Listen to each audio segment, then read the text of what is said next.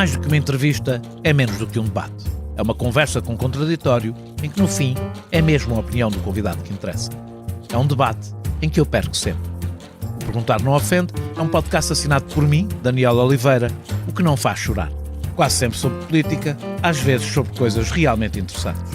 Pode subscrever e seguir o Perguntar Não Ofende em Apple Podcasts, Spotify ou qualquer plataforma de podcasts que utilize no seu telemóvel ou computador. Também pode ouvi-lo sempre em expresso.pt/podcasts.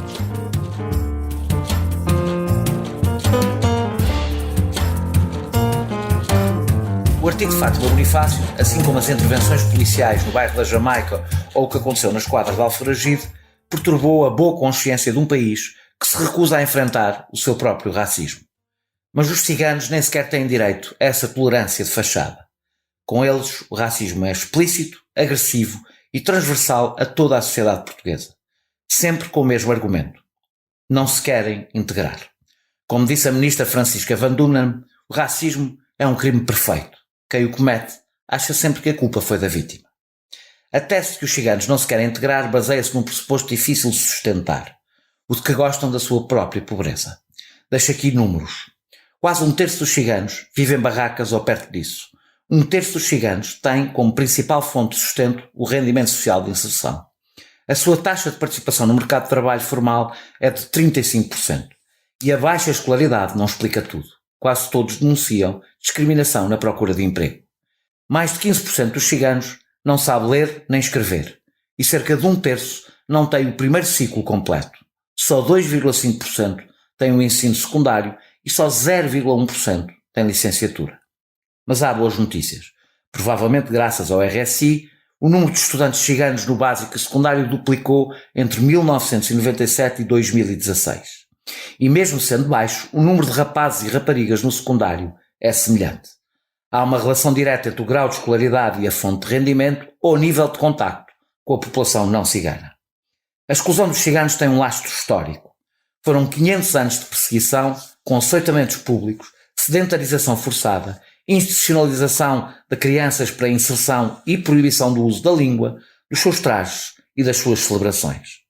De 1526 a 1718, houve 7 leis ou cartas régias para expulsar ou interditar de entrada os ciganos em Portugal. Só em 1822 lhes foi atribuída a cidadania portuguesa e, mesmo assim, uma portaria de 1848 exigiu que usassem passaporte. Cerca de 30 anos depois, a República decretou severa vigilância a esta etnia. Mesmo depois do 25 de Abril, no final dos anos 90, houve uma autarquia que decretou a sua expulsão do concelho. E estamos apenas a falar de racismo explícito e institucional. O outro, disseminado por toda a sociedade, dura quase intocado até hoje. O Holocausto judeu marcou para sempre a forma como lidamos com o antissemitismo. Estranhamente, o Holocausto cigano foi apagado da memória, permitindo que se perpetuasse a perseguição, a exclusão e o preconceito. É raro que os próprios ciganos sejam chamados a um debate que lhes diz, antes de todos, respeito. Maria Gil tem 47 anos, é mulher, é cigana, é feminista e é ativista antirracista. A sua história de ativismo e luta é longa e teve muitas frentes. Passou por trabalho social dirigido a todas as comunidades, pela representação da comunidade cigana e pelo teatro. Filha de pai e mãe ciganos, crescida dentro da comunidade, vive com um pé dentro e outro fora. Por isso a conhecem como Maria da Fronteira. A ignorância é de tal forma profunda e transversal que há coisas básicas que têm de ser mesmo esclarecidas. O que me obrigará a fazer, ainda mais do que é costume, perguntas que poderiam ser consideradas ofensivas pela minha entrevistada não estivesse habituada a viver com a incompreensão no seu cotidiano. Espero que esta conversa contribua para que os ciganos tenham direito à primeira de todas as conquistas, a de existirem, serem vistos e terem voz. Lamentavelmente, é neste ponto que ainda estamos. O Expresso faz 50 anos. Celebre connosco e torne-se assinante em expresso.pt. Maria, muito obrigado por teres aceitado este meu convite para esta conversa.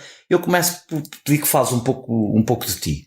Cresceste, isto não é uma entrevista pessoal, mas quero dar algum enquadramento às pessoas. Cresceste na comunidade cigana, mas como percebi, tinhas um pai especial, muito viajado e que queria que tu estudasses, mas ele morreu aos 8 anos e mudou tudo. Sim. Eu não vou continuar a contar porque quero que tu contes mais ou menos este teu percurso pessoal que te levou até este momento em que estás. começas por falar logo num foco que fez toda a transformação da minha vida, que foi a morte do meu pai e o que levou a que a minha mãe me tirasse da escola demasiado cedo e não por ser uma questão de tradição, mas efetivamente porque ela teve um receio enquanto mulher, teve um receio enquanto cigana e teve uma grande dificuldade em saber gerir essa nova etapa da vida dela, que era uma mulher viúva com 2 crianças a cargo, com 2 crianças que eram meninas. Eu tenho uma irmã mais velha e esse eu digo que é o foco mais importante, porque quando eu faço uma retrospectiva de mim própria, porque o crescimento leva-nos a isso, a constantemente revisitarmos o lugar de onde viemos para percebermos onde é que estamos agora, e torna-se o foco mais importante porque foi quando eu percebi que era tratada de uma forma diferente, precisamente por ser uma menina. Mas a minha infância não foi de todo só marcada por esse Mas tu período. paraste de estudar com 10 anos. Portanto, da 4ª classe. Com a 4ª classe. Mas depois os teus estudos avançaram mais tarde, não é? Muito mais tarde, já adulta e não foram estudos académicos. Eu não estudei academicamente, eu não tenho formação nenhuma. Sim. Portanto, tudo o que eu digo que estudei. Mas o percurso que fizeste foi já depois de casar? Portanto, tu casaste com Casei com um não cigano, tinha 20 anos na altura, e depois houve podemos pôr mesmo entre parênteses, graças a Deus, um divórcio. e precisamente no intermédio desse divórcio fiz uma autoproposta de exames. Sim. E fiz um 6º ano de escolaridade. Portanto, academicamente não tenho uma formação. Mesmo assim, tens uma formação, seguiste um percurso bastante diferente da maior parte das mulheres ciganas. Não é? És atriz, és uma ativista. Sou uma artivista. Ou uma ativista, não podemos juntar as duas coisas. Isso não te faz pensar que dentro da comunidade é difícil o percurso que tu fizeste acontecer? Se o tivesses feito totalmente dentro da comunidade, ou o exemplo do teu pai prova o contrário, o exemplo do pai era um cigano, mas com uma mentalidade diferente. Sim. Tendo em consideração a altura, mas só que por exemplo, nos anos finais de 70, inícios de 80, nós ciganos, eu vou-me condicionar um bocadinho ao meu contexto social. Tínhamos uma vantagem. Vivíamos todos ainda na malha urbana. Portanto, isto no meu núcleo familiar e núcleo familiares próximos. E tínhamos essa vantagem. E essa vantagem era enorme porque não nos trazia sobre nós uma visibilidade tão negativa. E permitia-nos também ter uma... Essa é uma vantagem e uma desvantagem que os ciganos têm, não é? É uma grande desvantagem estar... Quando eu digo não é essa. A vantagem de nem sempre ser visível se são ciganos ou não. Isso não acontece com os negros, não acontece com outras comunidades. Eu estou-te a perguntar se é uma vantagem, se é uma desvantagem, se é as duas coisas, se é indiferente. Eu na entrevista que fiz com a Cristina Roldão, ela falava disso, como uma das diferenças entre os negros e os ciganos, que permite uma invisibilidade de uma parte dos ciganos. Sim, claro que sim. Mas por exemplo, se vir na rua... Eu sei, isso desgosta-me imenso. Eu sei que sim, eu sei, mas enerva-me imenso, porque as pessoas, e mesmo nós ciganos, há ciganos que também me dizem e costumam brincar, ai que giro, esta paia parece uma cigana. Paia é não cigana. Paia é um não cigano, ai que giro, esta paia parece uma cigana. Sim. Mas que nós estando na minha geração em que eu era criança, estando ainda na malha urbana, permitia-nos um contato com a comunidade portuguesa geral e também da comunidade connosco. E isso diminuía bastante os desconhecimentos entre nós. Então era muito mais fácil para nós ciganos conhecermos os portugueses da comunidade geral, como também era para os não ciganos conhecerem-nos a nós. Isso facilitava o diálogo bastante. Portanto, acho que essa foi a grande vantagem que depois... Portanto, tu não há nenhum momento em que tu dizes eu saí da comunidade e fiquei com o pé fora. Tu estiveste sempre... Eu sou da comunidade. Sim. Eu sou uma cigana. Imagina que se eu imigrasse neste momento para a França, eu continuaria a ser uma portuguesa cigana. Porque uma coisa é o que tu dizes. Mas há pessoas que estão mais inseridas nas suas comunidades. Vivem de formas... De origem, outras sim, menos. É isso. Vivem de uma forma mais... Têm um sistema de vida que Tu não tens uma vida típica da maior parte dos ciganos que vivem em Portugal. Não tenho, neste momento não tenho, mas também não sou assim tão exclusiva nem tão única quanto se pensa. Até quanto eu pensava, o ativismo e o contato com outros ciganos também permitiu-me perceber isso. Às vezes também nós tiveste temos... que vencer os teus próprios estereótipos que tinhas da tua própria que era comunidade. isso que eu te ia dizer.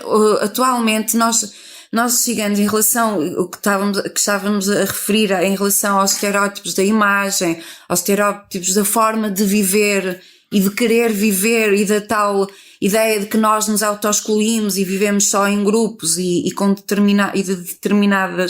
em determinados contextos, esbate-se precisamente porque nós mesmos ciganos vamos assimilando os estereótipos que criaram entre nós.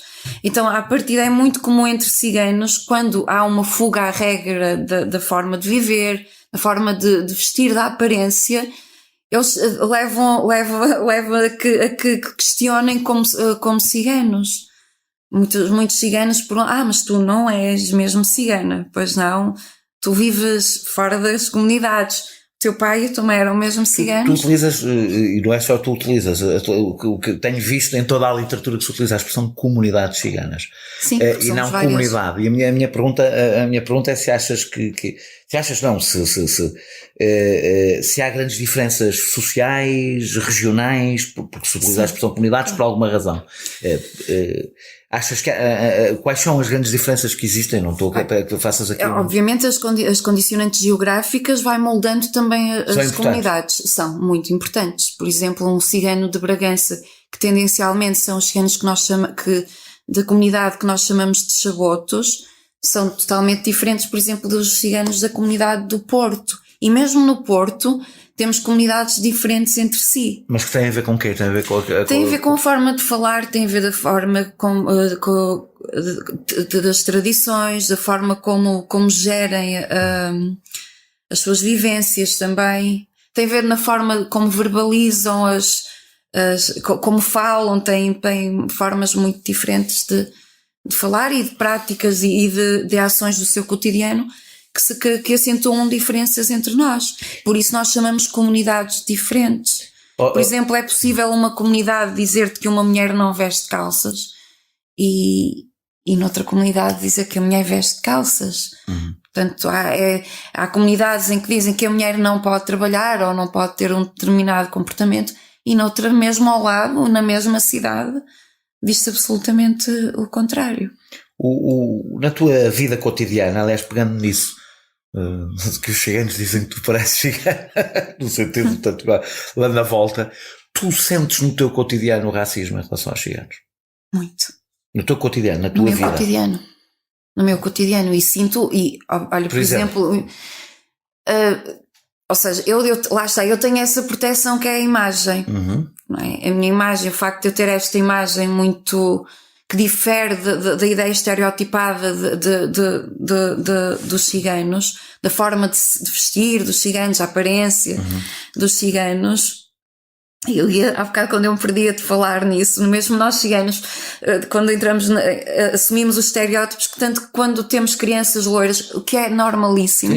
Eu tenho nas gerações, às vezes eu costumo brincar que a minha família não é uma família, é um código de barras, porque somos um preto, um branco, Somos, portanto, nunca podemos ir ao supermercado juntos, porque senão apitamos na caixa. Mas a verdade, ou seja, para mim os meus filhos terem nascido loiros, tenho 2 filhos loiros, às vezes foi extremamente natural, porque a minha avó era, mas mesmo entre nós ciganos temos tão enraizado que somos todos morenos, falamos todos com um sotaque muito acentuado, e eu falo também com a minha comunidade, com os meus, das minhas comunidades, falo com o meu sotaque muito bem acentuado, mas levamos a questionar e a dizer, ai que giro, nem parece cigano, mas tu não és cigano, tão branco, não pareces cigano. Mas voltando ao meu cotidiano, eu tenho eu não vou ser, às vezes não sei se é vantagem, porque às vezes leva-me a assistir a situações que é do tal racismo que pensam não estar a ser direcionado para mim porque não me estão a identificar como cigana, e o que às vezes me leva a ter uma ação muito mais afirmativa. Não é afirmativa, apetece mesmo mandar toda a gente para o caralho. E às vezes eu mando mesmo, pronto. Mas salvaguarda-me de uma forma. Ou seja, como eu não tenho a aparência, fico salvaguardada no cotidiano mais próximo e não estar constantemente, por exemplo, a entrar num supermercado e a ser perseguida. Isso salvaguarda-me um bocadinho disso. Mas quando as pessoas. Que é cotidiano de muitos ciganos, entram em qualquer sítio. Se eu vou com a minha irmã ao estabelecimento, a minha irmã aproxima-se mais do estereótipo da mulher cigana. Tem o cabelo comprido, veste saia mais vezes do que. Aliás, ela só veste saia, portanto tem a nossa forma muito mais característica de falar ou de vestir também, e que se eu vou com a minha irmã ao supermercado, nós temos, obviamente que temos um segurança privado a acompanhar-nos e a indicar-nos. Quase sempre. Mas também mas por exemplo, mas eu ia te dizer, por exemplo, no meu cotidiano, quando me identificam como cigana, apesar da minha aparência ou das minhas características físicas ser muito próxima do que é visto como a comunidade geral portuguesa, também me traz dissabores e traz-me. Porque houve comentários que não fariam à tua frente. Exatamente. Ainda há muito hoje de manhã saí, e acontece muito mais porque eu tenho uma filha que é mestiça.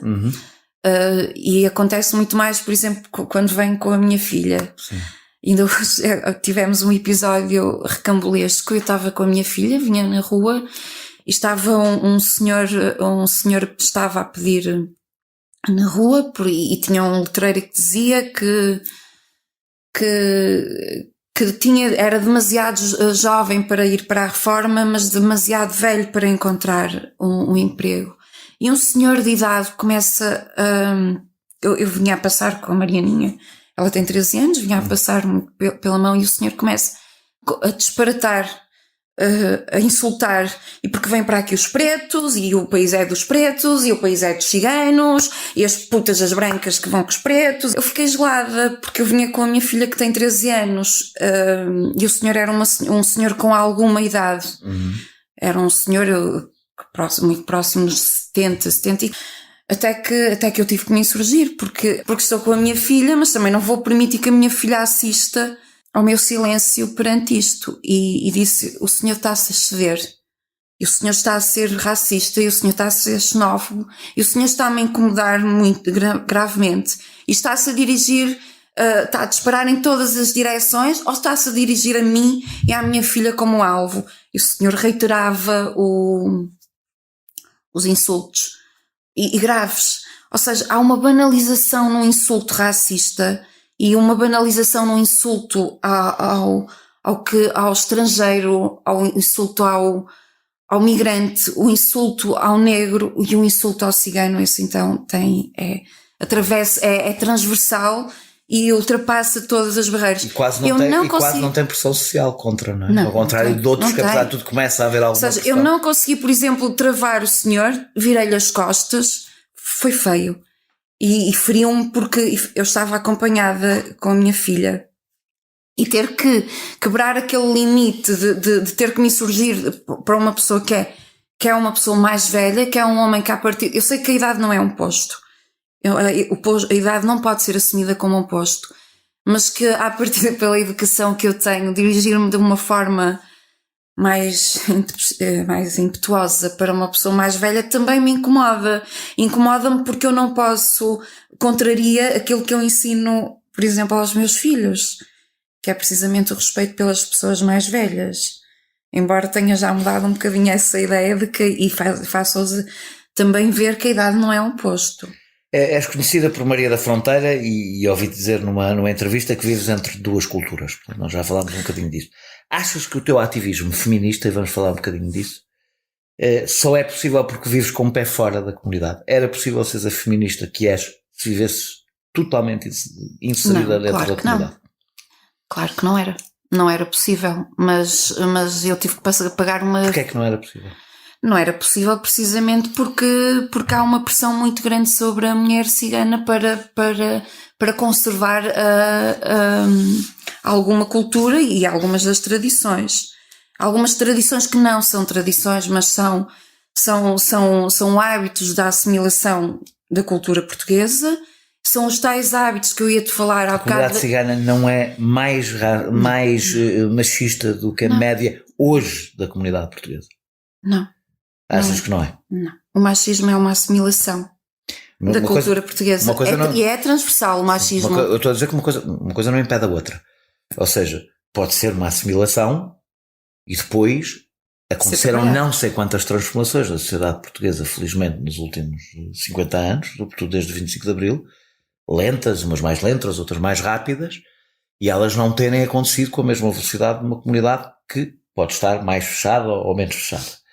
A verdade, e isto acho que não há um mito, diz-me se for um mito, tu próprio disseste, ou seja, hoje na sociedade portuguesa a ideia de uma rapariga parar de estudar antes de um rapaz é uma coisa que não existe. Aliás, há mais mulheres nas universidades do que homens. E na comunidade cigana isso ainda é uma coisa presente. Pelo menos em setores muito grandes. Portanto, quer dizer que o machismo não é exatamente igual. Não está no mesmo ponto. Não é, exatamente. Porque não impede que ou seja, as coisas podem ser assimiladas e depois mudarem mais num e menos noutro. Ou seja, mas lá está, o machismo é tão transversal e o facto de ser transversal é obviamente que é adaptado aos contextos sociais. Quando eu pergunto se poderias ser feminista totalmente inserida. Não poderia. Estás totalmente inserida no conjunto da sociedade portuguesa e podes ser uma feminista. Mulheres ciganas também podem ser feministas e há mulheres ciganas, há mulheres ciganas que são feministas dentro da comunidade. Ou seja, dentro da comunidade eu também estou. Dentro e fora da comunidade assusta-me muito essa. O nome Maria da Fronteira. Mas eu vou dizer diz qualquer coisa sobre mim, sobre ti e sobre o lugar onde tu estás. Que quer dizer que não está, nem toda a gente está, não é? Nem toda a gente está nesse lugar, não é? Nem todas as ciganas e ciganos estão nesse lugar em que tu estás, que é entre caminho, num qualquer meio termo. Mas eu vou-te dizer o que é essa fronteira. Essa fronteira muito perigosa para estar. E essa fronteira não se aplica só a mim, Maria ou Maria da Fronteira. Sim. Aplica-se a todas as pessoas que sejam ciganas. Porque, efetivamente, neste momento mas não há pessoas que na comunidade cigana estão totalmente, vamos pôr assim, põe aqui aspas no protegidas, totalmente protegidas dentro da comunidade, que vivem quase exclusivamente dentro da comunidade cigana. É muito difícil. É muito difícil ter isso tomar isso como uma verdade absoluta concreta. Não há verdades absolutas. É impossível. E vou dizer porque basta não trabalharem fora da comunidade cigana, basta não ter, ou seja, basta. Mas as pessoas que trabalham, por exemplo, maioritariamente os ciganos que trabalham nas feiras, isso não é um trabalho trabalhar dentro da comunidade cigana. É um trabalho da comunidade cigana, certo. Mas que também tem um contato e é um serviço prestado também à comunidade geral. Portanto, essa ideia de que se vive e que se trabalha, por exemplo, um trabalhador que eu considero um trabalhador quase que exclusivo para algumas das comunidades ciganas são os pastores evangélicos das igrejas que se dizem igrejas ciganas. Esses fazem um trabalho quase que exclusivo para esses são os que eu considero os trabalhadores que trabalham exclusivamente com a comunidade cigana, não para... Mas a minha pergunta, voltando ao feminismo, é uma frente mais difícil e mais dura. A frente, também tu tens uma frente externa, vamos pôr assim, estou a simplificar, mas não vamos ficar, senão corremos o risco de ficar a entrevista toda a falar de palavras. E, portanto, eu vou ser muito mais abreviar. Sim. É muito mais difícil ser mulher e feminista, e precisamente ser cigana e feminista, precisamente pelas duas frentes de batalha. Porque nós temos ou seja, uma mulher cigana que queira tomar que se queira posicionar como feminista tem duas frentes de batalha, que é as da comunidade geral e das condicionantes das comunidades ciganas. São quais? Nesta matéria? Nesta matéria são, por exemplo, a questão abismal das diferenças que já foram referidas. Não é? É muito mais negado a escolaridade e a autoafirmação da mulher ou seja, pode não ser dentro da comunidade, mas ou seja, na sua expansão em comunidade. Ou seja, para a comunidade geral é muito mais difícil uma mulher cigana aceder a uma autoafirmação que inclua também estar fora do contexto mais das comunidades ciganas. A cultura cigana que defendes no sentido de defender, não é defender a preservação, porque nós não temos de defender a preservação de culturas porque elas não, evoluem. eu não defendo culturas, isso Deixa-me terminar a pergunta para não, ou seja, tu defendes seguramente, eu defendo em geral o direito às pessoas terem a sua identidade, que são várias e que se multiplicam e que se cruzam, mas que têm determinados têm raízes, que têm origens. Nós não somos só indivíduos, não é? E tu não sentes que essa cultura que se baseia muito na tradição, e nós já falamos mais à frente, vamos falar disso, não percas tempo agora com isso, podemos ter tempo para falar sobre esse assunto, que tentas defender, vos prende a vocês, mulheres? Eu não defendo culturas, eu defendo pessoas.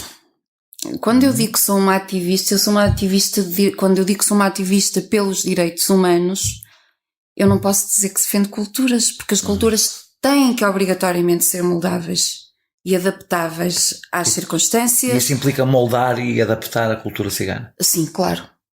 Claro que sim. No que toca, por exemplo, aos direitos humanos. Isso parece muito controverso, mas claro que sim. Já lá vou. A gente vai voltar a este tema. Faço essa afirmação. Mas deixa-me dizer, eu não quero... ou seja, que a minha verdade não pode ser tomada como a verdade absoluta de todas as comunidades ciganas. Sim. Porque quando eu falo como mulher e cigana, falo obviamente daquele que é o meu contexto, a minha verdade, o meu caminho, o meu percurso, obviamente com uma leitura do que me é próximo, mas nunca jamais fazendo uma representação das comunidades e de outras mulheres então que mesmo dentro da comunidade se opõem também ao meu ponto de vista. Vamos falar um bocadinho disso, do ativismo, antes de voltarmos outra vez à comunidade cigana. Tu tens 4 filhos. Tenho. E consegues manter um extraordinário ativismo. Eu tentei não perder o fio à meada, mas acho que perdi. Disse, aliás, que és uma ativista freestyle. Isso é uma entrevista tua. Sou. Trabalhaste com a Saber Compreender, Trabalho no apoio, também, ainda estás a trabalhar, sim, no apoio aos sem-abrigo, de todas as... Sem-abrigo, a Saber Compreender tem várias sim, tem. E futuramente vamos mas deixar claro que não trabalham especificamente com a comunidade cigana. Mas vamos ter um trabalho também muito direcionado para a comunidade. Estamos Tens trabalhado na representação de ciganos em muitos momentos e conflitos ou não conflitos. És atriz, como já disse, penso aliás que és a primeira cigana atriz em Portugal, pelo menos não tenho nota da existência de mais nenhuma. Sim. E desde há pouco tempo estás na direção do SOS Racismo, penso que não me engano. Dizes que não és líder porque não queres ser seguida. Li isso. Não achas que faltam lideranças políticas à comunidade cigana em Portugal? Há falta de politização nas comunidades ciganas. Mas isso também se faz com lideranças, não é? É importante, as lideranças são importantes, não é para a comunidade cigana, são importantes para todas as comunidades. A politização às vezes não passa às vezes não é tão necessário lideranças, porque falando-se de lideranças, falar-se se calhar de se criar partidarismos ou partidos. Não é disso que eu estou a falar, não é? Mas obviamente que falta politização para que nós tenhamos a possibilidade. Na comunidade negra tem aparecido muito recentemente lideranças. Podem ser anteriores ou posteriores à politização das várias comunidades, mas é preciso haver. As pessoas precisam de rostos, as pessoas precisam de imagens. Claro, a comunidade negra nos Estados Unidos precisou de rostos, precisou de lideranças, precisou todas as comunidades, os grupos de pessoas precisam de lideranças, sejam comunidades ou outra coisa. Mas eu não tenho, acho que o meu perfil não passaria muito por isso. Aliás, quando eu digo mas sentes que faltam lideranças? Sim, claro que sim. Estão-se a criar, acho que já poderia pontuar algumas pessoas que têm uma consciência politizada e que já têm um percurso que já se pode pensar num intento mais politizado dos ciganos e tê-los efetivamente como hipoteticamente líderes. Mas há muito menos associativismo cigano do que negro, por exemplo. Achas que isso tem a ver com haver menos ciganos de classe média? Por a comunidade ser mais fechada, por ser menos unida? Tem a ver com a falta de acesso que ao longo de anos nós vamos tendo também. Ou seja, a questão de dizer que nós nos auto-excluímos da escola, temos que também fazer. Temos que fazer uma leitura muito anterior. Antes de nós excluirmos a escola já nos excluiu.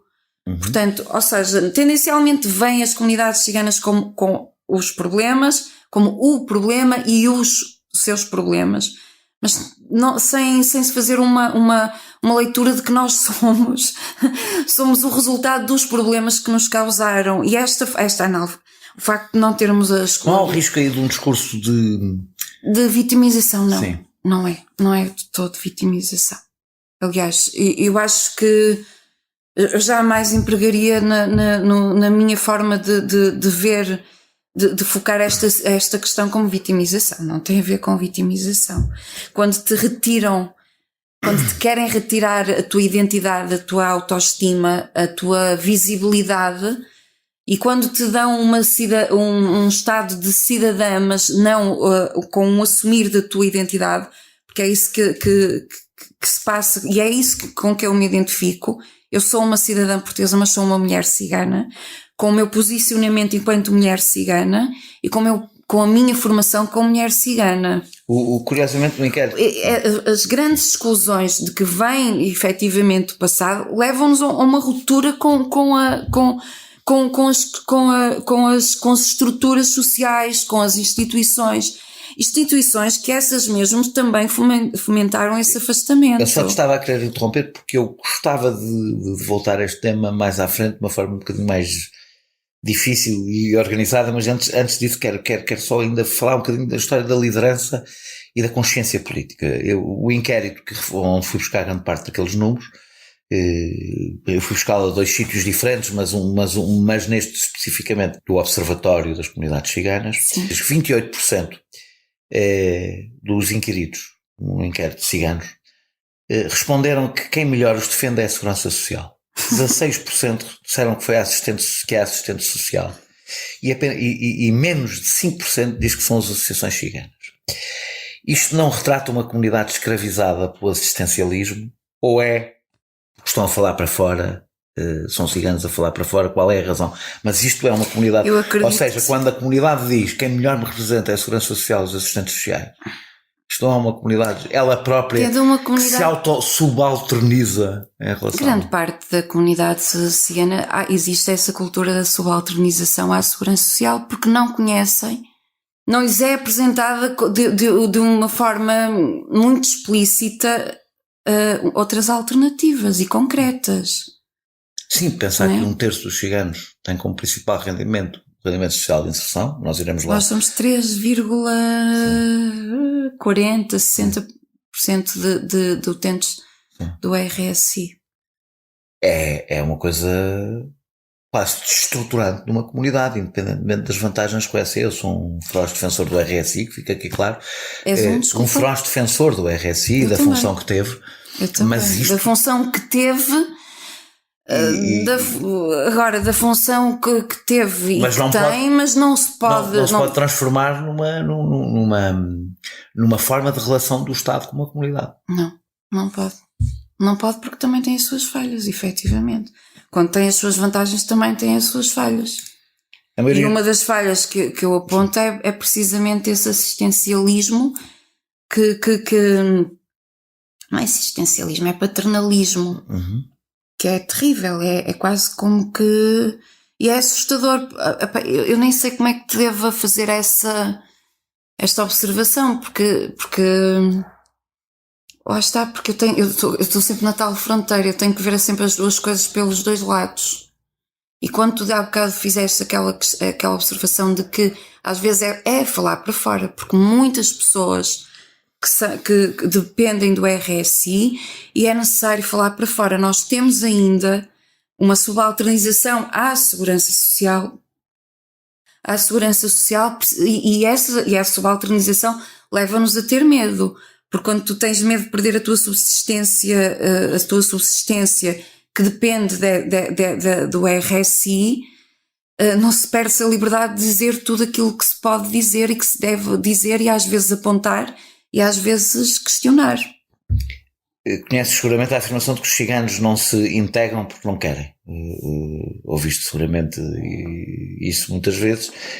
O que é que respondes a isto, a esta afirmação? Se tivéssemos imagem, respondia-lhe assim. Como felizmente não temos.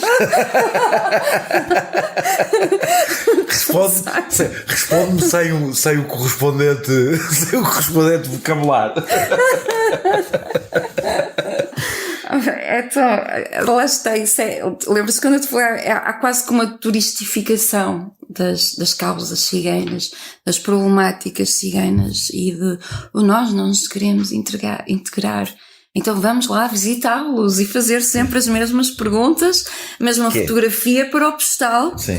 E a mesma pergunta que nos fazem constantemente é precisamente essa. E eu vou-te fazer mais algumas assim, como eu te avisei antes da entrevista. Sim, mas eu quero que tu me faças, porque eu acho que contigo estou a ter esta vontade de fazer. Com outros jornalistas não tiveste a vontade para fazê-lo. Ou então teria em quase todos os programas da manhã como me convidam para ir. Não é o caso. Que não é o caso.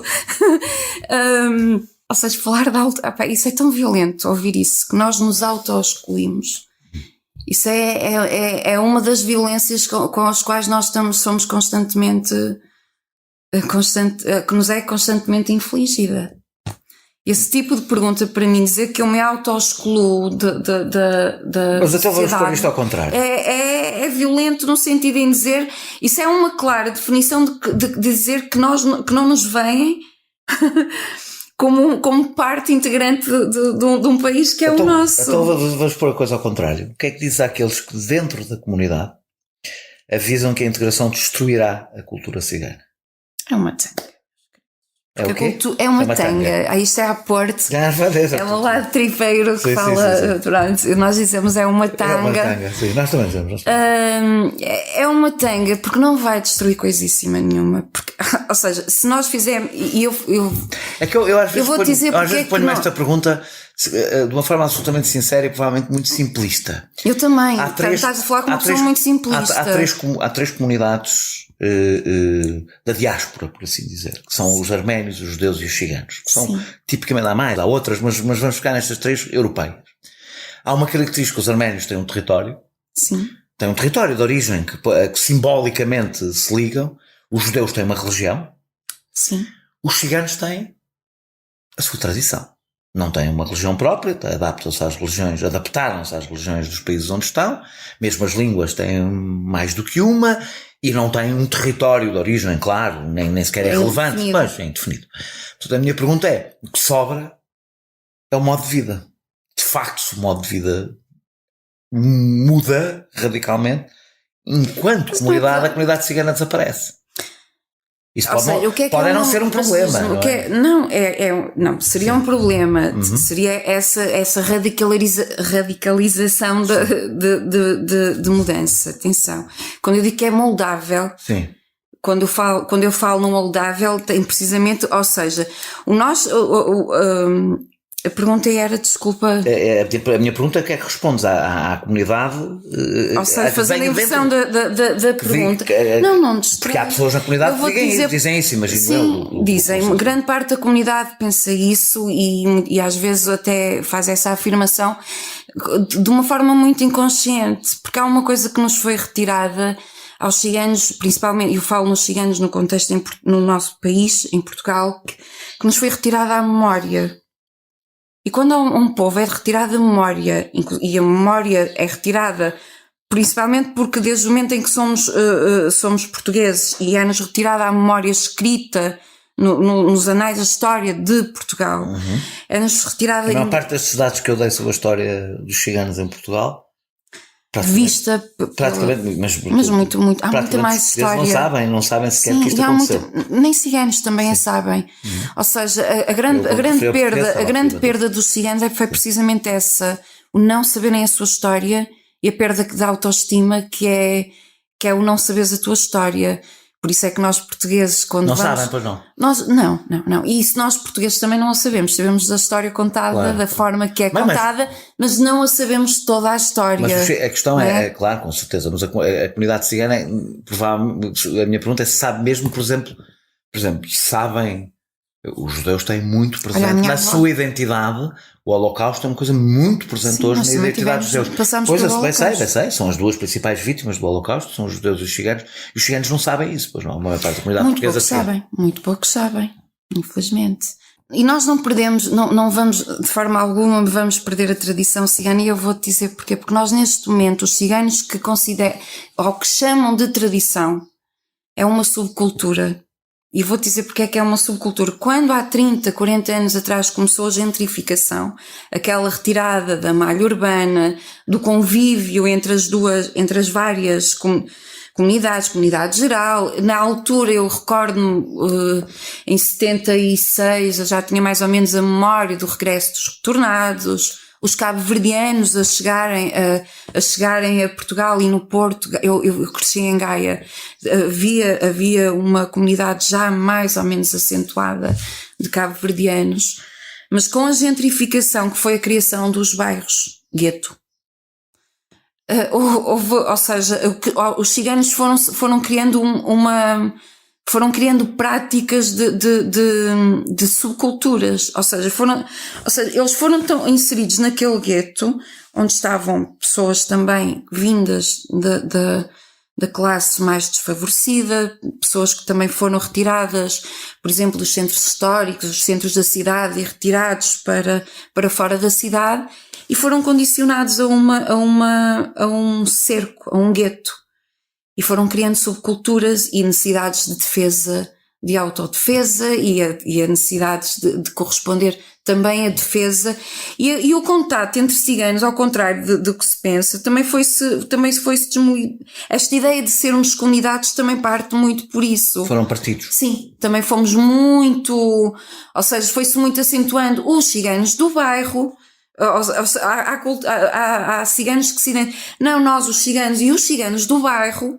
Ou seja, criámos também uma subcultura. É que aquilo que muitas vezes identificamos, e os próprios ciganos, com cultura cigana, algumas das coisas nascem do isolamento sim, sem dúvida, dos próprios ciganos. Sem dúvida, eu posso, como eu disse, eu não sou uma académica, não sou uma historiadora, sou uma observadora, uma opinista, e faço uma observação a partir atenção, não é só do meu quintal, porque felizmente tenho... Sim, mas faz uma observação com maior conhecimento do que a maior parte das pessoas que falam dos ciganos no espaço público. Tenho uma necessidade de sair muito do meu quintal, e considero que saí muitas vezes do meu quintal, e faço também essa observação de além muro. A verdade é que esse condicionamento a essa realidade, que é uma realidade de exclusão. Quem vive em bairros sociais, isto falando dos Portos, eu só conheço realidades de bairros sociais há muito pouco tempo. Há muito pouco tempo, eu estou a falar de há cerca de 8, 10 anos, quando comecei a fazer teatro comunitário, e fui precisamente trabalhar com teatro comunitário num dos bairros mais periféricos, ou seja, mais retirados do centro da cidade. E foi quando eu percebi que mesmo dentro nesses núcleos ou contextos, os ciganos tiveram necessidade de criar anticorpos e de criar situações de autodefesa. E achas que a maior parte das pessoas associa isso à cultura cigana, no seu conjunto? Sim, claro que sim. Ver os ciganos nesses contextos de bairros sociais, obviamente que passa logo a ideia de que as comunidades sociais ciganas são a que têm aquelas características, são aquelas pessoas, têm aquelas normas, têm aqueles hábitos cotidianos. Deixa-me falar um bocadinho da habitação. Tu pensas que há discriminação dos ciganos no que toca à obtenção de Tens casa? dados? Tens dados sobre a habitação dos ciganos em Portugal? Sim. Deram-te Não, dados? aliás, um deles... Acho que eles falam por si só. Um deles disse, não é? Cerca de um terço dos ciganos vive em barracas ou próximo disso, ou seja, casas precárias, vamos chamar-lhe assim. Eu, Maria Gil, cigana, com todos os tiques urbanos, Sim. se me identificam como cigana, não me alugam uma casa. Não te alugam uma casa. Não me alugam uma casa. Tu, uma cigana de classe média, eu não sou de atriz. classe média. Bem, aliás, eu consegui a casa que eu consegui também pelo contexto. Quando eu estou a dizer classe média, estou a dizer no sentido português do termo, bastante abrangente. Não és pobre. Pronto, é nesse sentido. Ou seja, sou. Mas, Quer dizer, então, para a média de vida dos ciganos em Portugal, não serás pobre. Não, tenho esta excelente imagem, esta dicção maravilhosa, é tudo imagem, sou mesmo pobre. Aliás, a minha família, o meu pai teve algum dinheiro que perdeu todo o dinheiro. Sim. E toda a minha infância foi passada em estado de pobreza. E com a morte do meu pai agravou-se imenso. Eu vivi numa clara situação de pobreza. Obviamente que não passei fome, mas eu considero pobreza não mas segundo os números que eu vi, por exemplo, cerca de 16% dos ciganos diz passar fome. Acredito. Frequentemente, ou seja, frequentemente significa várias vezes eu por já ano. passei fome em adulta. Em adulta, já nem todo neste meu percurso. Mas, voltando à habitação, é difícil para um cigano ter... Os números falam por si. E é muito grave quando nós podemos dizer que há mais de 161 acampamentos, que não são acampamentos, são situações de extrema... É que já é além do extremo de pessoas a viver sem água, sem luz. O primeiro contato que eu tive... retirei por uma questão de espaço da introdução. Os problemas de doença mais frequentes entre os ciganos, muito acima da média portuguesa, são problemas respiratórios que têm a ver com as condições de habitabilidade. Sim, são. Acho que a grande problemática começa toda por aí. Acho que quando tu não tens um básico que te dá sustentabilidade para não tem a ver com a autoestima, tem para o básico da tua sobrevivência, e que obviamente a partir dali tu vais compor e vais te compor e vais te recompor e compor em toda a envolvente social. É claro que a habitação é do mais grave. E porquê que se passa em Portugal com os ciganos. Vou tentar fazer um exercício quase impossível. Porquê é que achas que um senhorio não aluga a um cigano? Vou tentar poder fazer para além de dizer racismo, preconceito, com certeza, evidentemente que é. Onde é que está a origem, a ideia de que os ciganos vivem de uma maneira diferente do resto das pessoas? Também é uma ideia muito romantizada. E é mentira. Estou-te a perguntar, que é mentira que os ciganos vivem de uma forma muito diferente do resto, da maior parte dos portugueses. Eu não, por exemplo, voltando e fazendo a leitura de mim e das pessoas que me são próprias, eu não me vejo assim tão diferente. E tu achas que vives como o que nos separa são pequenas questões. Tu achas que vives como uma cigana? Vivo, eu sou uma mulher e cigana. Eu vivo como uma cigana. Porque eu sou uma cigana. Portanto, o problema é que as pessoas imaginam que viver como os ciganos, mais uma vez, tem muito a ver com aquilo que podem encontrar em bairros de exclusão, não é? Sim, eu estive num grupo de trabalho, não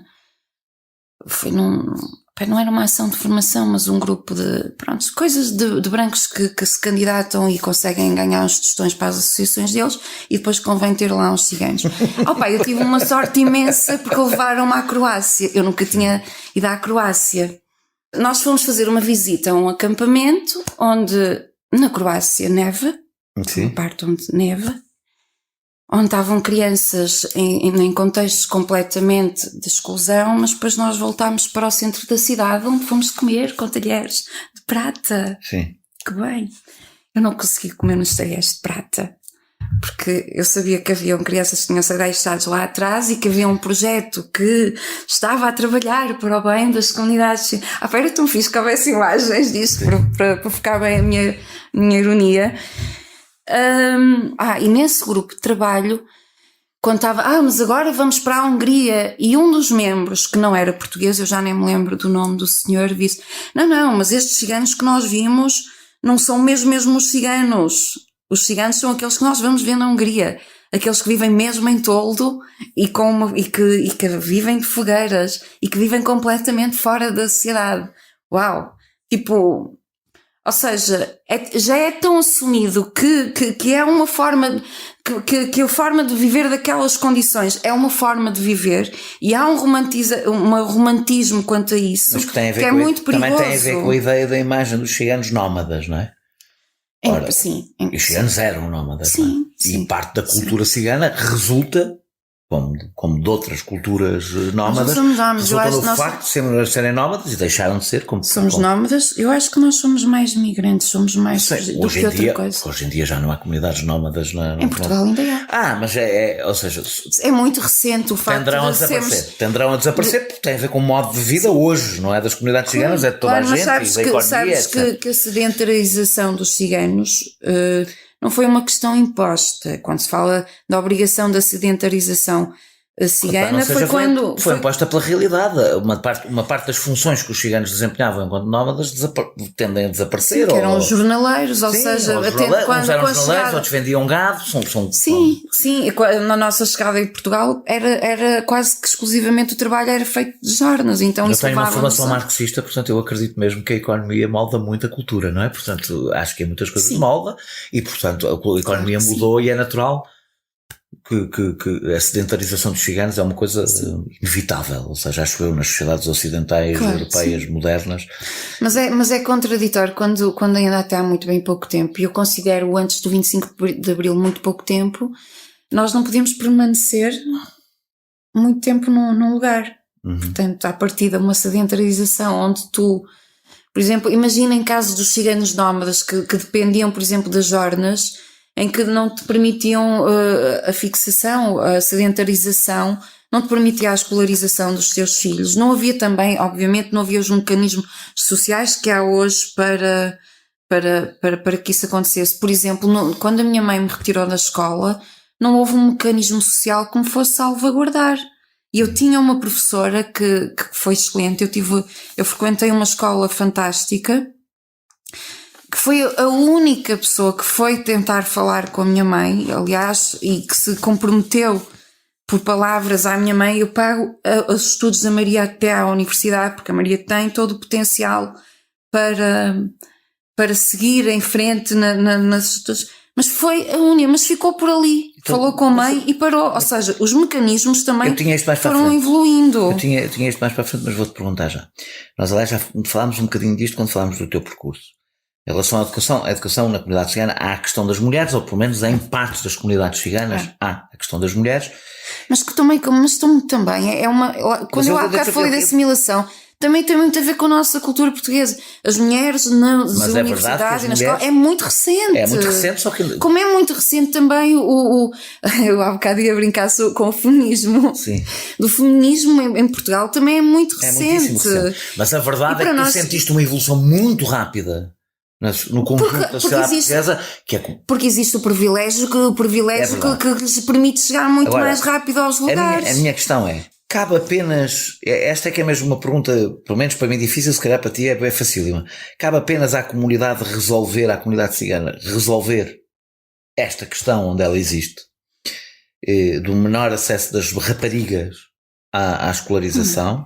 O Estado tem o dever de intervir e garantir um direito constitucional àquelas crianças e, portanto, intervir, e se for preciso, vou pôr assim, não respeitar o que é suposto ser. Vou-te dizer porque é que tem. Porque o racismo não é uma questão dos racializados, é uma questão de todos. É que se nós vamos focar a dizer que... Estás a querer dizer que o Estado deve obrigar as raparigas ciganas a cumprir a escolaridade obrigatória? Sim, deve. Deve, mas tendo sempre... eu sou muito a favor da equidade. Por exemplo, houve um caso muito recente de uma juíza que permitiu... Escreveste sobre isso. Acho inaceitável que uma juíza diga que uma rapariga cigana tem menos direitos que uma rapariga portuguesa. Mas a questão, depois eu fiz uma revisão, mas eu depois fiz uma revisão da questão e a questão que passou para fora não foi essa, mas efetivamente não foi essa. O que a juíza impediu foi que aquela família continuasse a ser perseguida pelos serviços sociais e a impor uma retirada daquela criança à mãe, Mas tu achas que... daquele contexto familiar que, adverso por não permitir a escola, mas que não era adverso e que seria muito mais Então, adverso a retirada da criança Então o que é que o daquela Estado escola. deve fazer? O que é que o Estado deve Tem que fazer? fazer alguma coisa, não é? O Estado não pode Há coisas dizer... que já começam a ser Não feitas. pode dizer é um hábito cultural, portanto vou deixar esta criança não ter direito a um direito que é dela, que não é da família, Exatamente. estar na escola e ter a escolaridade que não Sim. por acaso se chama obrigatória, não é? Portanto, Claro. Uma das coisas que o Estado deve fazer é um investimento de ações de proximidade. E, obviamente, fazer um investimento muito focado na educação. E se houver necessidade com adaptações às características dos contextos tu sociais. achas que a escola não está preparada para relacionar com a comunidade cigana? Não. Porquê? Não, por exemplo, os meus filhos entram na escola e têm entram na história entram na escola e têm que deixar na porta da escola a sua identidade. Tem numa escola os livros que lhes ensinam que eles não fazem parte do país, que não fazem parte da história de Portugal. Eu já tive Portanto, à partida... Também já tive esta conversa com a Cristina Roldão. À partida... Que não é uma conversa nada fácil, mas que é esta ideia de que a escola sempre foi e dificilmente deixará de ser um elemento unificador. Por isso é que, aliás, ela tende a democratizar, não é? A questão é se não deixamos todos a ir eu sei que isto não é assim, mas vou-te dar esta borla. Se não deixamos todos a nossa identidade à porta da escola. Não deixamos. Não deixamos a nossa identidade, não, porque mesmo nas escolas existe o privilégio branco, o domínio branco, as instituições são brancas, as estruturas sociais são nitidamente brancas no sentido, não estou a falar numa questão de racial e cultural, sim. Cultural. Pronto, agora sim, deixamos porque precisamente, ou seja, sendo a cultura dominante, obriga-nos a que efetivamente fique de fora, a que as crianças portuguesas, ciganas e todas as outras fiquem de fora, sim. Agora que já tem esta borda... de vez em quando fazem umas festas onde nos mascaramos todos de negros. É muito giro. No caso da Mariana é terrível porque ela tem ela é, portanto, é negra, sim. É mestiça. E então para ela está numa posição ainda muito mais difícil. No estudo que referi, as principais razões apontadas pelos, portanto este já não é uma borla, apontadas pelos inquiridos para o abandono escolar dos filhos ou netos são o casamento, a maternidade, a necessidade de ajudarem em casa ou a ideia de que não, já aprenderam o suficiente, sobretudo para as raparigas isto. Ou seja, são tudo escolhas próprias. A maior parte dos inquiridos não refere o facto da escola não corresponder. Refere mesmo à ideia de que a escola é dispensável para aquelas pessoas, que há outras prioridades que não a educação. Como cuidar ajudar na casa, cuidar dos filhos, etc. Pá, minha mãe falhou mesmo nas duas, porque eu não sei cuidar de casa nenhuma. Então, acho que vou falar com a minha mãe quando chegar. Quando sair daqui, nem uma coisa nem outra, mãe. Mas deixa-me dizer-te, lá está, essa ideia a mim perturba-me muito. Sabes que há coisas que eu não me sinto mesmo à vontade em te responder. E que se calhar não te vou responder primeiro porque também acho que há coisas que nós ciganos já não temos que responder. Por isso todas as outras pessoas que andam a correr atrás de mim para as tais idas aos programas da manhã e outros afins não me vão ter. Porque acho que há coisas que já não temos que responder. Porque é maçador ter que responder constantemente a essas mesmas coisas. Uhum. E é como discutirmos sempre as mesmas coisas sem que se pense para mudar de pensamento, mudar de vocabulário é muito fixe, é muito cool mesmo. Nós até temos no nosso partido um cigano e uma cigana, que fixe, uma gaja que vai às manifestações, mas outra coisa não é só mudar o pensamento, é finalmente e começar a mudar as estruturas das instituições que podem efetivamente e têm o dever de fazer essa participação. Por isso, a educação das meninas ciganas não é uma questão dos ciganos, é uma questão de todos. está a minha veia feminista aqui. Não, sabes? Não é veia, é a realidade, é como eu vejo. Eu quando marquei esta conversa contigo, aliás, acho que te contei que eu já me confrontei fora de Portugal com os palestinianas e os movimentos feministas palestinianos ou seja, de feministas que lutam pela independência da Palestina, pelo direito à Palestina, e que estão, muitas vezes se encontram, como é natural em muitas comunidades, numa difícil situação de confronto de nem sequer só de lealdades, de lutas, e ambas justas.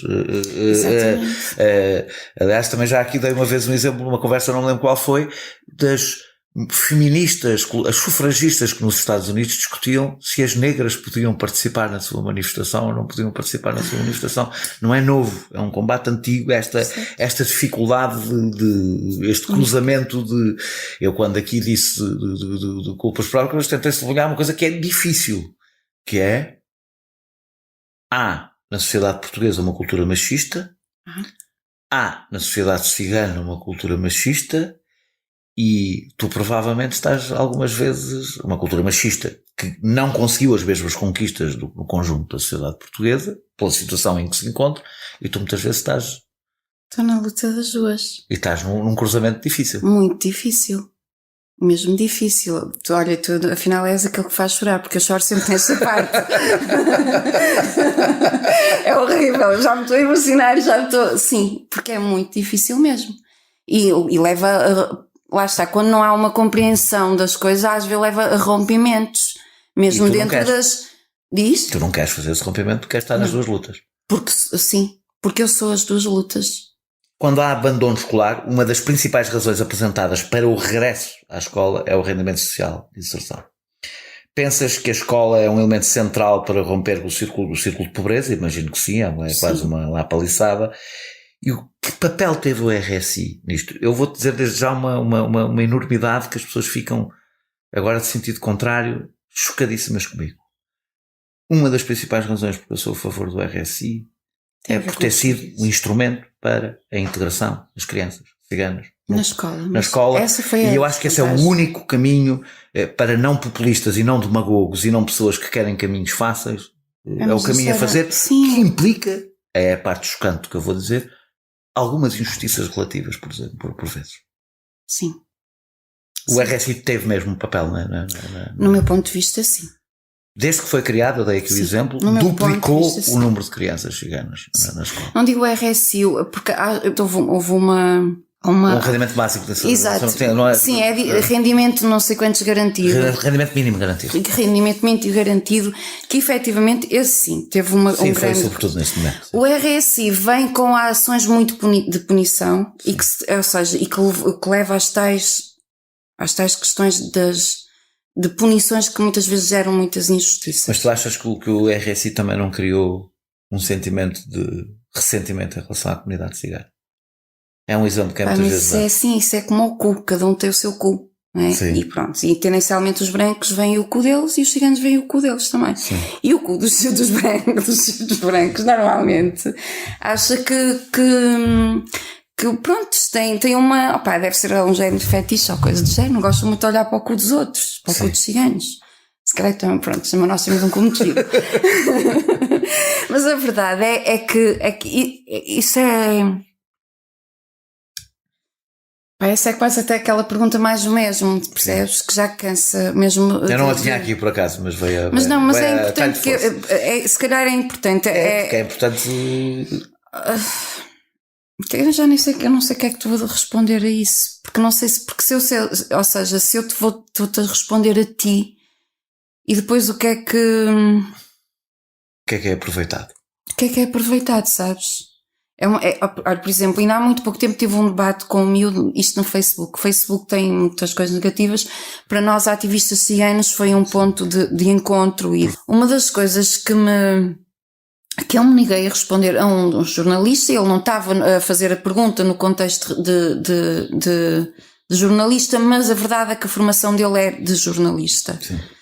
E no meio da discussão o rapaz lança a pergunta e vocês... Não lança a pergunta, faz aquela questão. Os ciganos retiram as meninas da escola na pobreza Ou seja, ele queria fazer o uso das minhas palavras e usá-las depois como uma bandeira de verdade absoluta.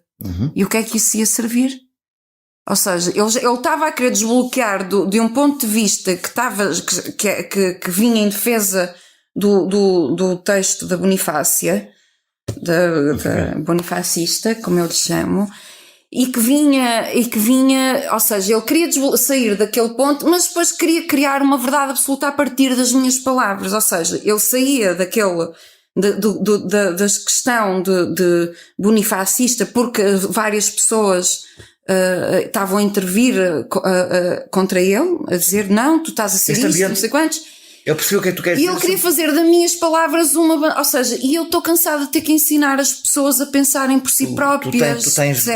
Não achas? Acho que há responsabilidades que não podem ser nossas. Achas que tem que ser de todos. Que o tipo de debate que hoje temos torna mais difícil, como é que eu hei de pôr isto? A absoluta honestidade intelectual a debater estes assuntos. Ou seja, eu tinha esta pergunta que eu te estava a fazer, algumas destas perguntas que eu te faço são feitas com a maior, quando eu digo honestidade intelectual eu disse aqui porque se calhar posso dizer mais facilmente qualquer outra pessoa, eu acho que o RSI, mesmo provocando algumas injustiças, a longo prazo, a curto, o rendimento básico, o rendimento mínimo garantido, mesmo cometendo algumas injustiças no caminho, foi um passo para resolver um problema. Uma parte do problema, claro, sim. Com certeza, uma das partes do problema, que é a integração das crianças ciganas na escola. Sim. Eu dizer isto é uma coisa, um cigano dizer isto é outra. Não, eu como cigana, assumes isso. O que eu estou a dizer eu fiz-te uma pergunta sobre o sentimento das pessoas em relação a essa injustiça e eu compreendo a tua dificuldade em responder a esse assunto. E a pergunta a minha afirmação é exatamente esta. Se é difícil, quando eu digo a honestidade intelectual, é nós dizemos as coisas realmente como achamos que elas são, porque sentir que a qualquer momento a coisa vai ser utilizada, esfrangalhada e usada exatamente para o sentido oposto. Isso. Nós temos... É uma das dificuldades da nossa conversa aqui. Sim, é porque é por isso que às vezes eu tenho cada vez mais dificuldade em dizer que sou, por exemplo, uma ativista feminista, porque não sou. Porquê? Não, porque não quero ser, se calhar também, já. E, no entanto, no meu cotidiano, no meu contexto e nos meus atos de cidadania, já estou a ser uma ativista. Eu há bocado quando fiz aquele episódio, ok, foi um contexto muito banal, muita coisa, mas a verdade eu estava a ser ativista, porque havia alguém que estava... Qual episódio? O episódio do senhor que começou a insultar-nos. Sim. Principalmente... O contaste no princípio, sim.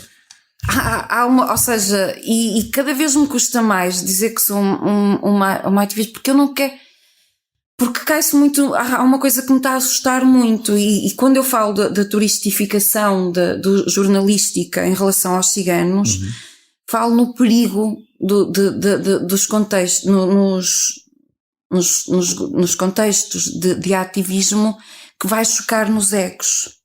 Há muitos egos a ser massajados, há muitos egos a ser masturbados no ativismo. E a mim interessa-me, o que é que me interessa? Interessa-me que não ser uma ativista no sentido desta massagem de egos, mas uma cidadã que exerce uma pressão para que pensamentos e para que questões políticas sejam efetivamente mudadas. Portanto, cada vez, acho que estou muito a querer voltar ao meu estado de freestyle. Sim. Eu nunca tive nenhum vínculo com nenhuma, e não é porque me desmerecessem o meu vínculo, atenção, o meu único vínculo que eu tenho é com a Saber Compreender, com a pele onde faço teatro e com o SOS Racismo, e não os preferi a eles por merecerem, porque eu acho que eu também neguei esse vínculo, não tem qualquer desmerecimento, mas porque também porque me convém, porque quando nós falamos da invisibilidade dos ciganos, eu vou-te confessar, eu estou cada vez com menos vontade de ser visível. Sim, nestes contextos sim, porque é muito duro. porque é muito Para uma duro. mulher cigana, mais ainda. Para uma mulher é mais duro. Sim, para uma não é cigana para uma é mais mulher, dura. porque eu tenho duas lutas, eu tenho duas frentes de E batalha. estás sempre... Eu tenho as minhas batalhas internas, porque se eu fujo do que é. Eu provo que uma mulher cigana pode viver sozinha com os seus 4 filhos. Eu provo que é possível ter os filhos a estudar. E provo que continuo a ser uma cigana. Deixa-me falar de emprego. Antes de passarmos para o fim, que já passámos o tempo todo. Como aqui disse, 1/3 dos ciganos está no mercado formal, só 1/3, de emprego. Sabemos que maior escolaridade garante maior acesso ao emprego, isso é evidente, mas 75% dos ciganos queixam-se de discriminação na procura de emprego.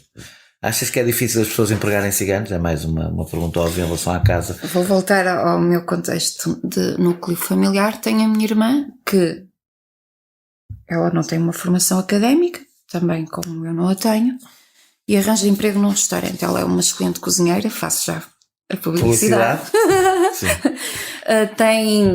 Corresponde a todos os critérios de um bom trabalhador para o trabalho que ela desempenha, que é trabalhar como cozinheira ou como ajudante de cozinha. Ela arranja emprego. Fiz, uau, funcionária, não falta, corresponde aos critérios todos. Quando sabem que é cigana, porque lhe topam um sotaque, uma forma, um gesticular mais típico do que é o estereótipo da mulher cigana, e a minha irmã pede um emprego. A minha irmã, num ano, entra e sai em cerca entre 3 a 4 empregos, num espaço de um ano. Não sei se isto te responde. Claro que eu estou a falar pelo que eu tenho de tão próximo. Sim. Não, responde. Mas existe, sim. Segundo... trabalhei numa loja Eu nunca escondi que sou cigana, ao contrário de a minha própria família, mas tu conseguis emprego, o que é que tu não escondes que é cigano?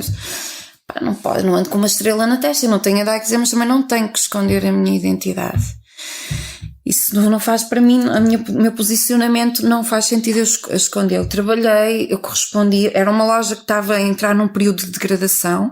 Quando eu entrei para a loja, houve uma subida de vendas, houve uma reestruturação da loja em si, subiram as vendas, houve reestruturei a forma de estar da loja, de decoração da loja, de conceito da loja, funcionou tudo muito bem. Tinha acesso à caixa, tinha acesso às contas, tinha acesso a uma inteira liberdade. Quando eu começo a ser cigano, porque eram pessoas muito fixes, percebes? De esquerda. Sim. E tu disseste que eras cigana. Não, eu não disse que eu era cigana. A senhora que veio de Baixa, que trabalhava comigo, a filha dela tinha andado comigo na escola. E a miúda levou um estalo de mim quando andávamos na escola, mas eu dei-lhe um estalo com muita razão. Quando ela me voltar a reencontrar, e já o fizemos, já nos reencontrarmos, ela assumia que eu lhe bati porque era cigana. Sim. Mas não foi. Então, toda a gente que conseguisse se bater na cigana era a campeã, porque existia a ideia de que os ciganos que são os perigosos. Então, toda a gente que a batia... eu fartei-me levar porrada na primária. Toda a gente que a batia na cigana era a campeã. E não vou dizer o nome. Não digo o nome. Reunida com um grupo de amiguinhas, saturava-me. Eu era extremamente massacrada. Insultada, ridicularizada, precisamente por ser cigana, porque depois, entretanto, o meu pai morreu e eu vestia de preto, ou porque tinha o cabelo comprido, ou porque tinha o cabelo curto, mas sobretudo porque era uma criança cigana. Dei-lhe um estalo na frente das amigas, contrariando a vontade da minha mãe e do meu pai, que sempre me educaram, não fazendo valer, eu sou cigana e vou chamar o primo, o tio, e o Abel e o Joaquim e quem quer que seja, e muito menos fazer valer dessa... Contrariando para me defender, eu dei o estalo. A miúda ganhou rancor, a humilhação dela, ou seja, quando a humilhação se transpôs para o lado dela, ela ganhou rancor até eu ser adulta. A senhora volta para o trabalho. Tu não és a Maria Maia? Porque o meu segundo nome é Maria Maia. Não és a Maria Maia? E eu sou assim, tu és cigana. A partir daí, quando fizeram a minha localização como cigana, que eu não a tinha escondido, simplesmente não tinha sido necessária falar sobre isso, deixei de ter acesso à caixa, depois deixei de ter acesso às coisas, até que eu me despedi, porque eu não tinha que estar a viver, estar a trabalhar e estar num contexto de trabalho que me impedia ou seja, onde estava constantemente a ser posta em causa por ser cigana. Deixa-me dar mais um dado também sobre isto, porque segundo os números, os mais escolarizados têm a maior percepção da discriminação, o que é bastante interessante. É porque saem mais do mundo protegido dos ciganos ou porque têm maior consciência social? Têm maior consciência social, saem também mais do meio. Confrontam-se mais vezes, não é? Quando falamos no ativismo muito direcionado para a causa cigana, eu tenho essa consciência há cerca de 12, 13 anos. De forma mais focada. É muito recente. Precisamente porque há coisas que... Achas que o efeito da maior escolarização dos ciganos vai começar a sentir-se no ativismo ao longo dos próximos anos? Claro que sim. Porque o ativismo é uma pré-escola para a politização. Isto é um ato de politização. Claro. Ser feminista é um posicionamento político. Eu nem sequer acredito em nenhuma politização que não passe por ativismo, mas isso sou eu. Eu avisei-te que ia fazer perguntas que as pessoas não fazem, já as fiz aqui algumas e vou fazer outra, que as pessoas fazem, quero dizer, e vou fazer outra. Uma das acusações que nos é feita é de quererem a parte boa de pertencer à comunidade geral, como os apoios sociais, como o rendimento social de inserção, e as casas sociais, etc. E depois não quererem cumprir as regras e as leis. Por exemplo, 80% dos ciganos casam-se exclusivamente segundo a lei cigana e não a lei civil. Que há um contrato injusto com os restantes cidadãos. Eu dou-te a oportunidade de responderes a esta... Eu estou aqui sempre numa situação difícil porque eu não quero deixar de fazer as perguntas, não quero mesmo deixar de fazer as perguntas que as pessoas fazem. E essa é uma situação difícil que eu fico aqui, mas quero fazê-las. Não, mas ainda bem que faz. Até porque há um lado absolutamente perverso e racista nesta pergunta. Era isso que eu te ia dizer. E há um lado que pode não ser perverso nesta pergunta e que nós já falámos. Que é do sentido inverso. Que é a assistencialização na relação com os ciganos. Eu acho que havia de ver... Onde se diz basicamente, eu dou-te aqui o RSI, tu ficas aí quietinho na tua vida e não tens nada a ver connosco. Portanto, há duas formas de olhar para isto. Por si só, é como tu disseste, tem uma parte muito racista nessa pergunta. É o tal banalizar, o tal insulto banal. Isso, e é um insulto, e é banal, mas não quer dizer, o facto de nós já estarmos tão habituados a ouvi-lo não quer dizer que deixe de ser insulto. Que eu venho de uma família que sempre... Na realidade ela choca com um facto, que é todos os números que aqui deixei sobre pobreza, habitação, etc. Portanto, ninguém pode dizer que os ciganos ficam com o grande quinhão da riqueza do país, não é? Exatamente. Que quinhão é esse que dizem que nós ficamos? Eu adorava ser aquela cigana dos comentários. Adorava ter um BMW à porta. É mesmo um dos meus sonhos. Mas pronto. Como é que essa caricatura nasce?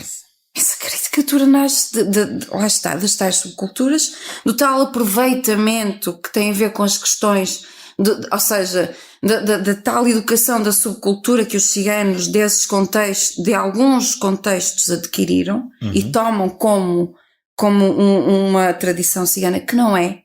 Portanto, há aí uma desinformação muito grande também da parte dos ciganos, que acham que estão a ser ciganos tendo algumas atitudes ou sendo mais ciganos porque rechaçam as regras mais gerais e não estão. Estão precisamente a não ser efetivamente ciganos, estão a ser aquilo que eles acham que não querem ser, ser brancos, aquela imagem estão a ser muito brancos. Do cigano rebelde que não cumpre as regras, que não tem nada a ver com... Não tem a ver com a nossa cultura. O sentido de liberdade é diferente de rebeldia. E como rebeldia tem uma grande diferença para resistência. Sim. Porque nós temos um historial de resistência. Nós somos uma clara, um povo de resistência. Sobrevivem com um sinal de resistência, não é? A nossa questão, aliás, mais do que de reclamar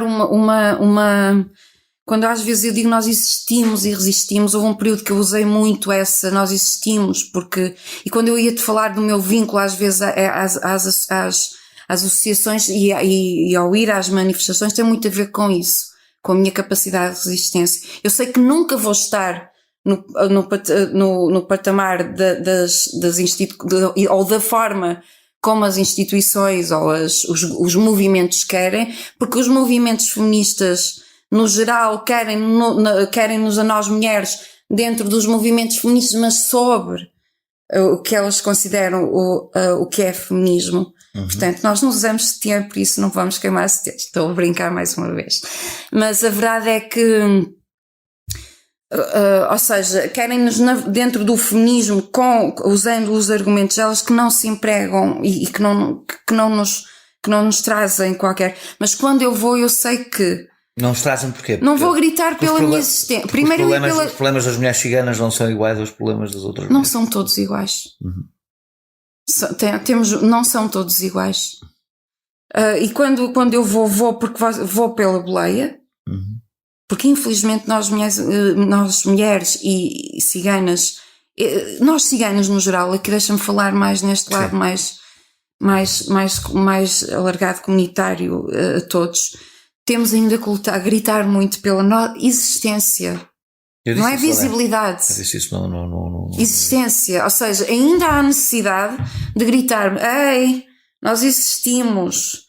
Como reagiste ao artigo da Fátima Bonifácio? Diz que vocês não descendem da cristandade e dos direitos humanos.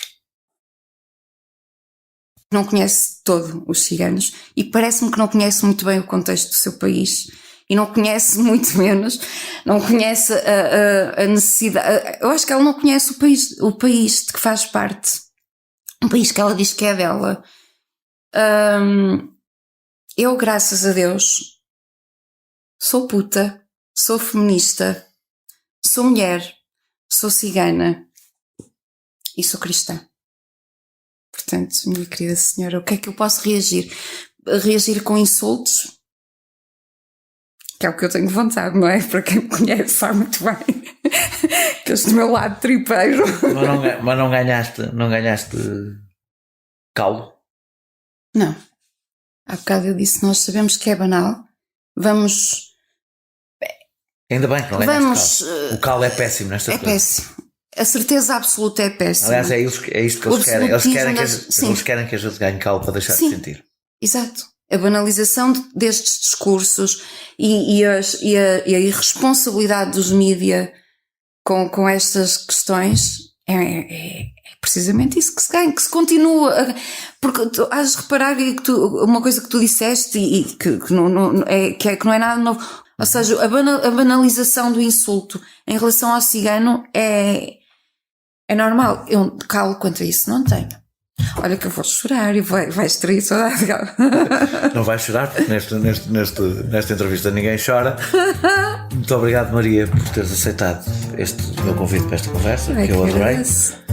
Boa sorte para todas as tuas lutas, a feminista e a dos direitos dos ciganos.